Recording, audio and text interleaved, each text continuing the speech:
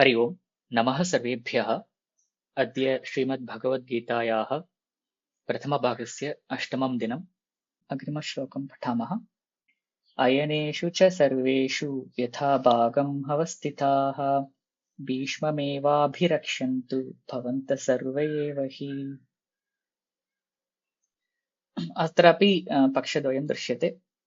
प्रथमं पदच्छेदः अयनेषु च सर्वेषु यथा भागम् अवस्थिताः भीष्मम् एव अभिरक्ष्यन्तु भवन्तः सर्व एव हि। सन्धिः नास्ति, समासः क्वचित् दृश्यते। अस्तु, अन्वयं पश्यामः चेत् सर्वेषु अयनेषु यथा भागम् अवस्थिताः भवन्तः सर्वे भीष्ममेव अभिरक्ष्यन्तु। प्रायशः भवन्तः सर्वे सर्वेषु अयनेषु यथा भागम् अवस्थिताः तथा स्थित्वा एव भीष्मम् अभिरक्ष्यन्तु इत्यपि क्वचित् दृश्यते। अतः एव अन्वयः इतस्ततः भवितुम् अर्हति, यावत्पर्यन्तं तस्य अर्थः न परिवर्तते। अस्तु, अत्र पश्यामश्चेत् अयनेषु च सर्वेषु अनन्तरं यथाभागम् इत्यत्र समासः दृश्यते। अत्र अव्ययी भावसमासः। भागम् अनतिक्रम्य इत्यस्मिन् अर्थे तत्र यथाभागम् इति अव्ययी भावसमासः। अनन्तरम् अवस्थिताः तत्र नास्ति किमपि। अनन्तरं भीष्ममेव अभिरक्ष्यन्तु भवन्तः सर्वे एव हि। अस्तु, अत्र अयनं नाम वस्तुतः कोशेषु तत्र मार्गः अथवा द्वारम् इति अर्थः दृश्यते। परन्तु अत्र व्याख्याकर्तृभिः किम् उच्यते?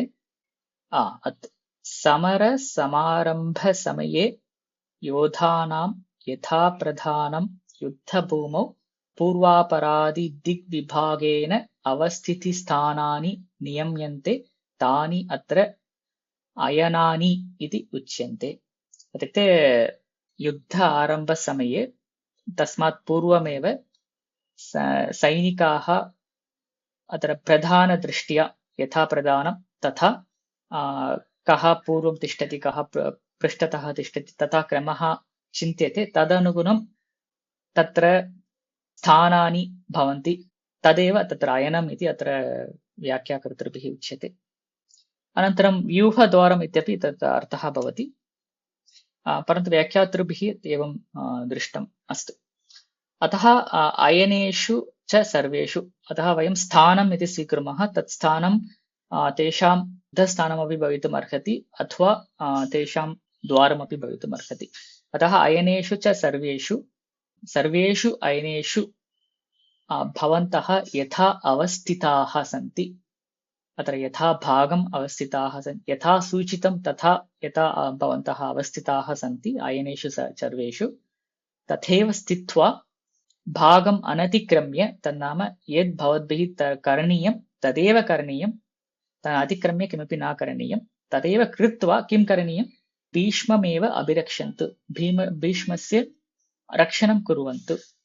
तत्रैव स्थित्वा भवद्भ्यः विहितं कार्यं कृत्वा भीष्ममेव अभिरक्षन्तु भवन्तः सर्वे इति साक्षात् सरलः अर्थः। अत्र पक्षद्वये कथम् अर्थः सिद्ध्यति इति वयं पश्यामः। एकत्र किम् उच्यते? अत्र यदि गर्वेण वदति अस्माकं पक्षे एतादृशाः सन्ति, तत्र अस्माकं बलम् अपर्याप्तम् अधिकम् अस्ति इति सः वदति। किमर्थम् अधिकम् अस्ति? भीष्मेण अभिरक्षितम् इति कारणेन अस्माकं बलम् अधिकं वर्तते, अवश्यं जयः भवति। तादृशबल रक्षणार्थं भीष्मस्य अभिरक्षणम् आवश्यकम्। यदि भीष्मः रक्षितः भवति तर्हि तेन रक्षितं बलमपि रक्षितं भवति, अतः अस्माकं जयः अवश्यं भवति। अतः भवन्तः सर्वे यत्र यत्र भवन्तः सन्ति विहितस्थानेषु स्थित्वा विहितकार्यं कृत्वा भीष्ममेव अभिरक्षन्तु इति प्रथमपक्षः। अपरत्र किं भवति? यदि अपर्याप्तं न्यूनमस्ति इत्यस्मिन् अर्थे यदा उच्यते तदानीं यावत् शक्यं तत्र भीष्ममेव भवन्तः अभिरक्षन्तु, ततः अस्माकं जयः भवितुम् अर्हति। तथा अर्थः अन्यत्र दृश्यते। तत्र तस्मिन् पक्षे अधिकं न उक्तं वर्तते वस्तुतः व्याख्यानेषु, तथा अर्थः अपरत्र दृश्यते।